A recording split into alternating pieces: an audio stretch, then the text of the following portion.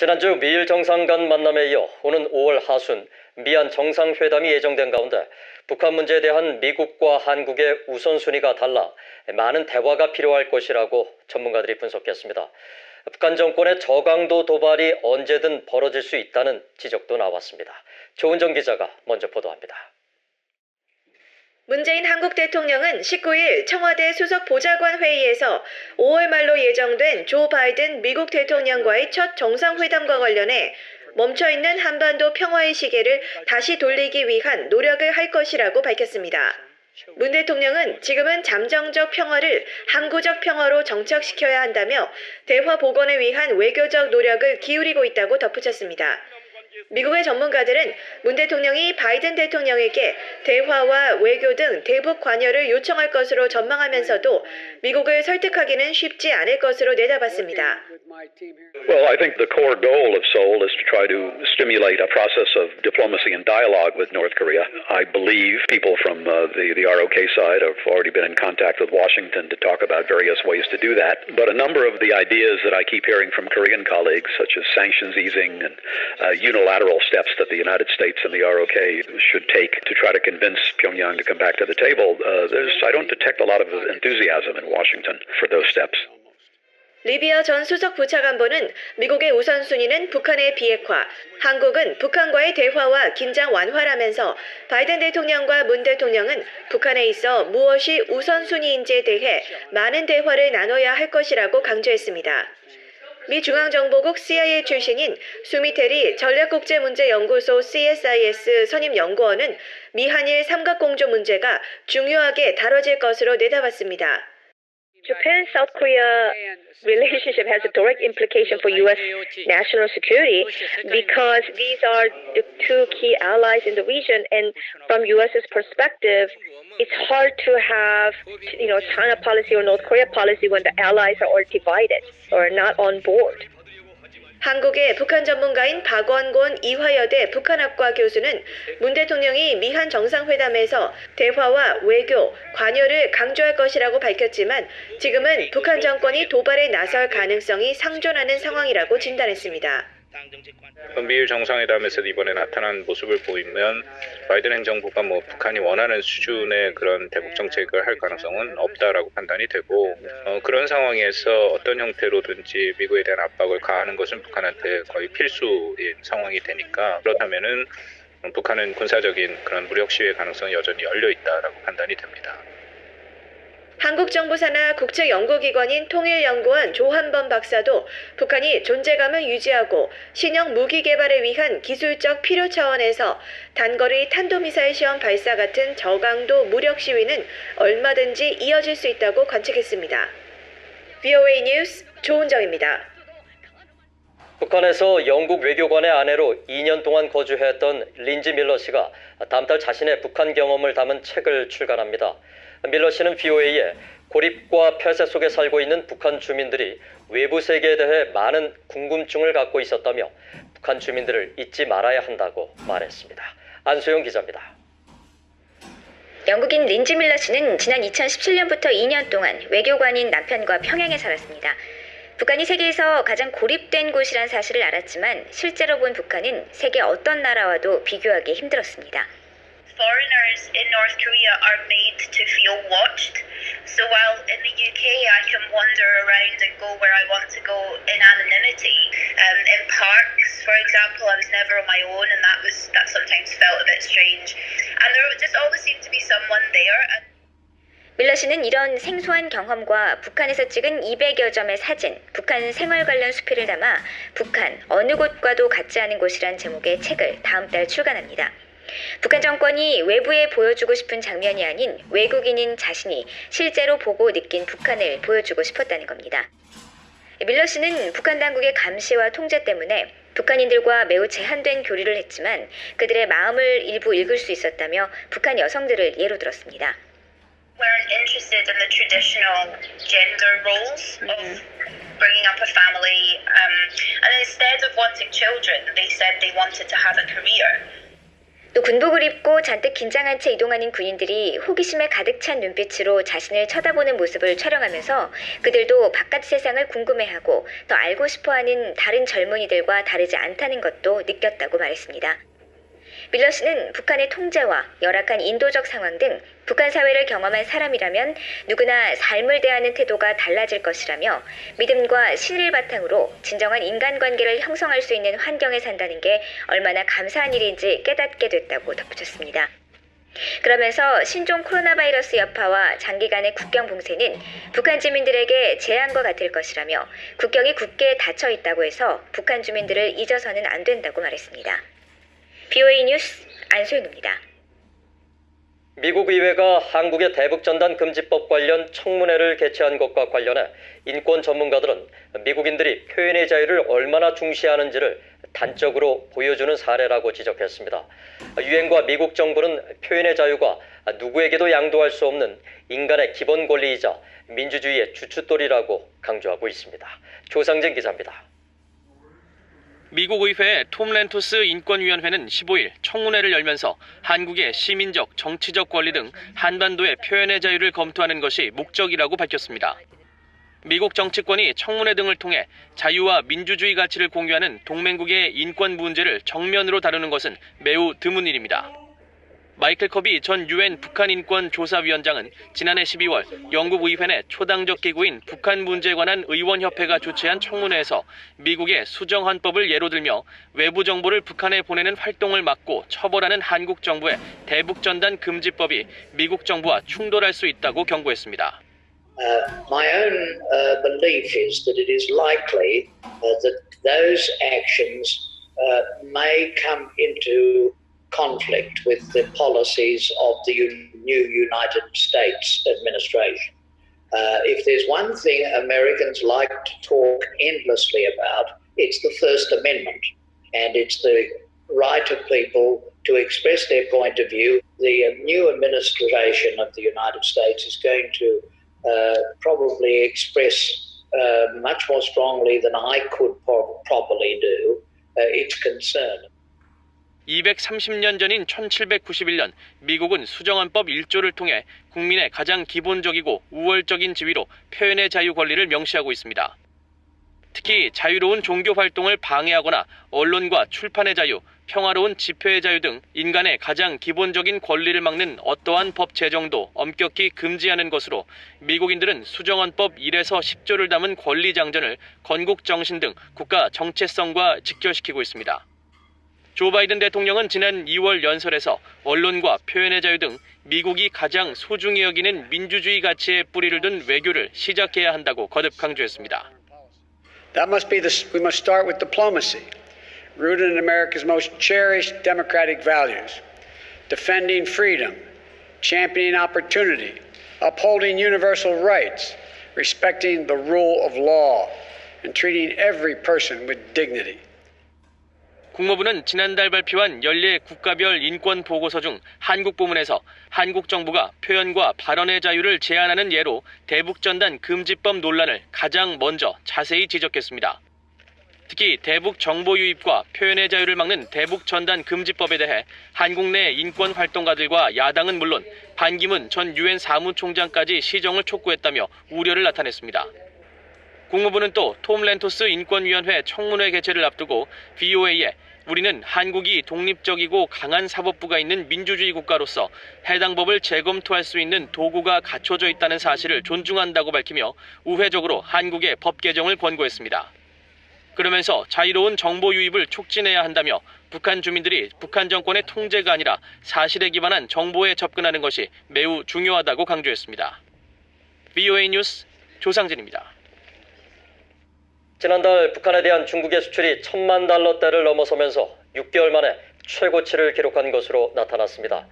중국 세관당국인 해관총소가 18일 공개한 자료에 따르면 중국은 지난달 북한에 1,297만 8천 달러어치를 수출한 것으로 나타났고, 이는 사실상 교역 중단 상태였던 1월과 2월에 3만 3천 달러보다 약 400배 정도 늘어난 규모입니다. 또 1,888만 2천 달러를 기록한 지난해 9월 이후 가장 높은 수치로 중국의 대북 수출품은 약품과 비료, 건설자재 등이 대부분을 차지한 것으로 알려졌습니다. 이 같은 북중 교역 증가는 북한 정권이 신종 코로나 바이러스 유입 차단을 위해 지난해 초부터 실시한 엄격한 국경 봉쇄를 완화하려는 신호가 관측되는 가운데 나왔다고 로이터 통신 등 주요 언론들은 전했습니다. 한국 정부가 남북교류 협력에 관한 법률 일부 개정을 통해 대북 방송을 규제하려는 시도를 하고 있다고 탈북민 출신 지성호 한국 국회의원이 비판했습니다. 한국 국회 제1야당인 국민의힘 소속 지성호 의원은 19일 보도자료에서 한국 통일부가 지난 1월 말 제안한 남북교류 협력에 관한 법률 일부 개정안은 통일부 장관의 승인을 받아야 하는 대북 반출, 반입 대상으로 정보통신망을 통한 송수신을 새롭게 명시했다며 이는 북한 주민들에게 유일한 정보 접근권이었던 대북 라디오 방송의 청취까지 막을 수 있는 개정안이라고 지적했습니다.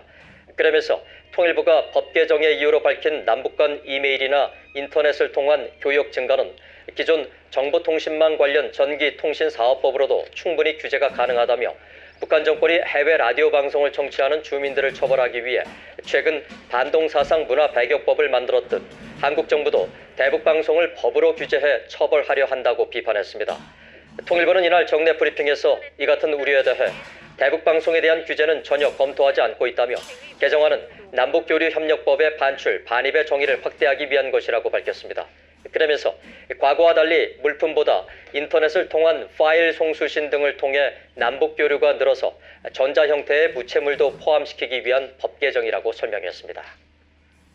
한국 법원이 북한 정권을 상대로 승소한 국군 포로에게 남북경제문화협력재단 경문협이 실질적 손해배상금을 지급하라는 판결에 대한 경문협의 항고를 기각했습니다. 19일 한국 내 북한인권단체인 물망초에 따르면 서울중앙지법 민사 5부는 지난 12일 경문협이 북한 저작물 사용료는 압류 금지 채권에 해당한다는 등의 이유로 낸 채권 압류와 추심 명령 항고를 기각했습니다.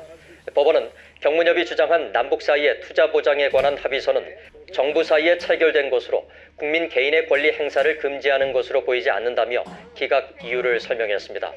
앞서 국군 포로 한 씨와 노 씨는 한국전쟁 당시 북한군의 포로로 붙잡혀 강제 노역을 했다며 북한과 김정은 국무위원장을 상대로 소송을 내 지난 7월 경문협이 이들에게 각각 2,100만 원, 미화로 18,000달러를 지급하라는 승소 판결을 받았습니다.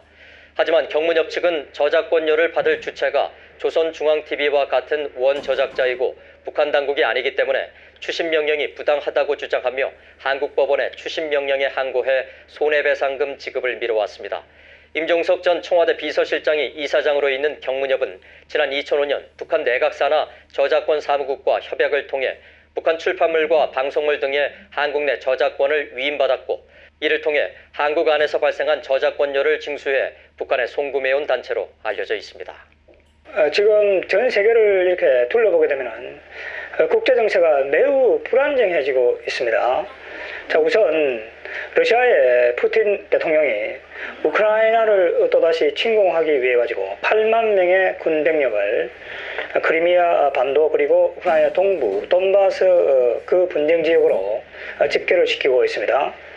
자, 그래서 나토군 사령관은 러시아가 조만간에 이 우크라이나 지역을 다시 침공할 가능성이 높다 이렇게 이야기하고 있습니다.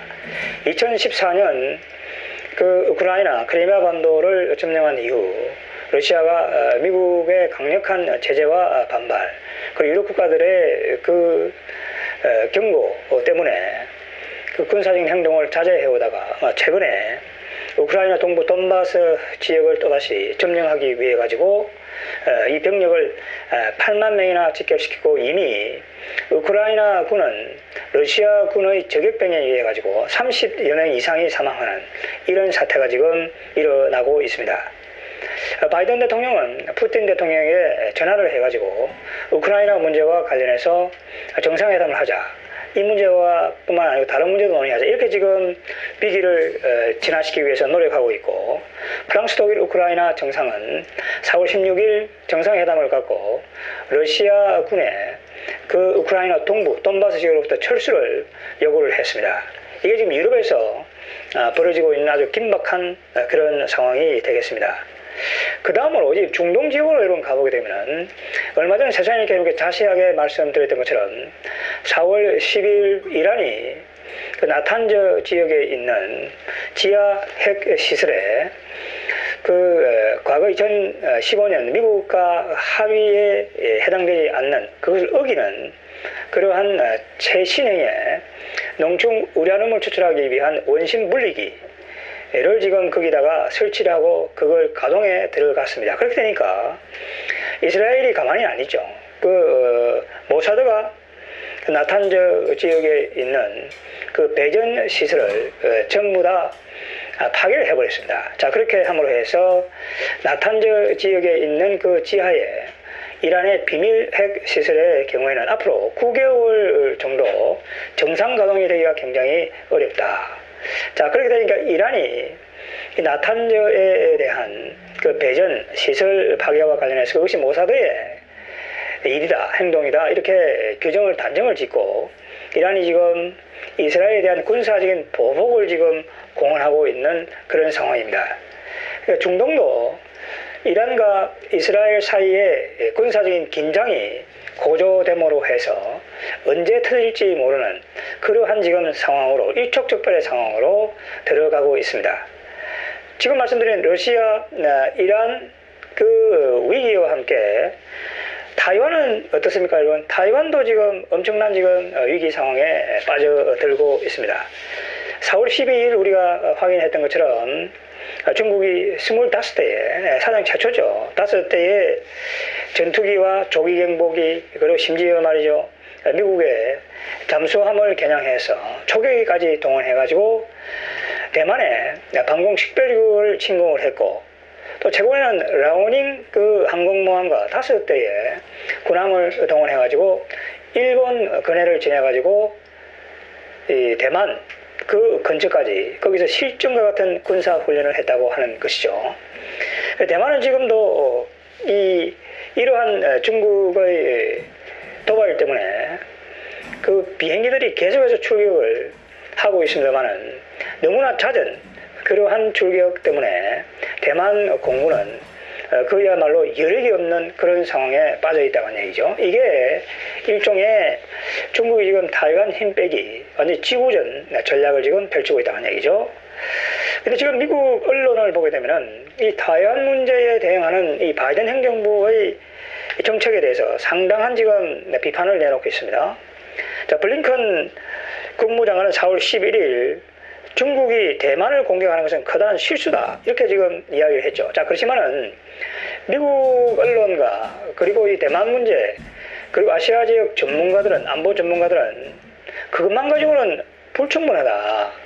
바이든 대통령이 직접 나서서 중국에 대해서 공개 경고를 해야 된다. 더 분명하게 이야기를 해야 된다. 만약에 중국이 군사력을 동원해서 대만을 침략하거나 또 그 지역에 대해서 회색지대 전쟁이죠.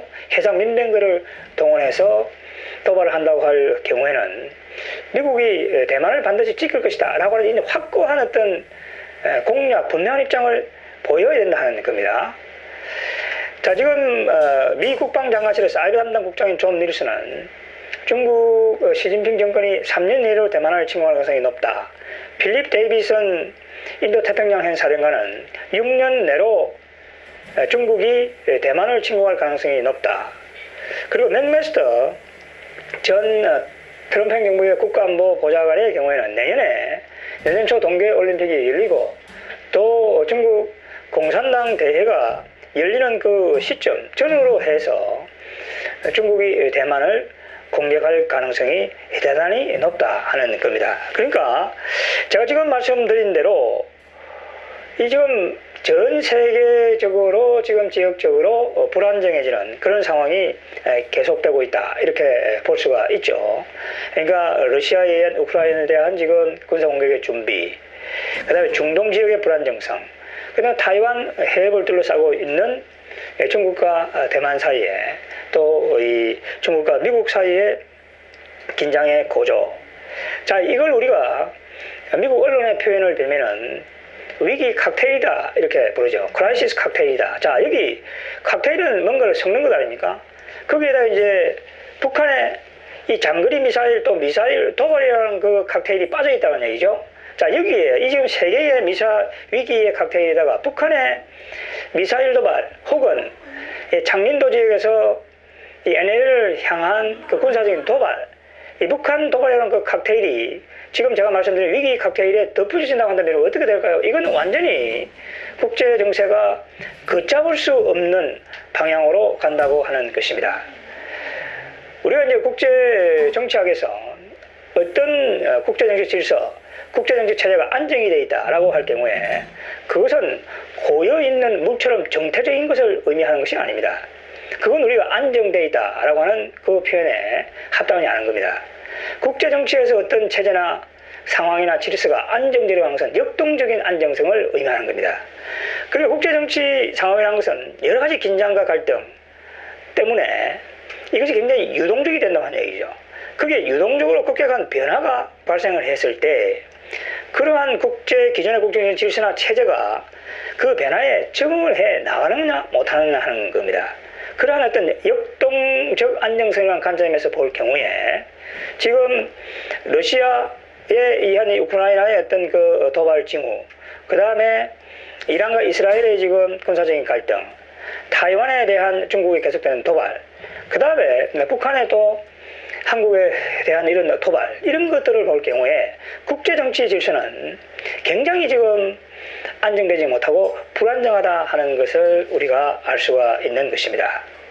그나마 미국과 일본의 경우에는 이런 위기의 심각성을 아주 냉정하게 인식하고 있습니다. 그래서 이번 5월에 미 해병대, 그 다음 프랑스 육군까지 참여해서 일본 육상 자위대가 기리시마 연습장에서 연합훈련을 한다고 한 얘기죠.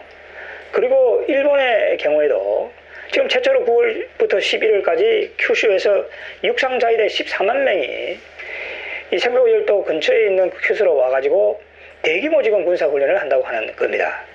자, 이렇게 지금 군사 대비 태세를 이 불안정해지는 상황에 대해서 미국과 일본, 프랑스, 호주 등 이런 국가들은 거기에 대해서 아주 대비를 하고 있죠. 지난 4월 초에는 미 공군이 자랑하는 F-22 랩터와 그 다음에 일본 항공 자위도수 F-35가 8대가 합쳐서 공동 연합훈련을 했습니다. 그게 처음입니다. F-22와 일본의 F-35.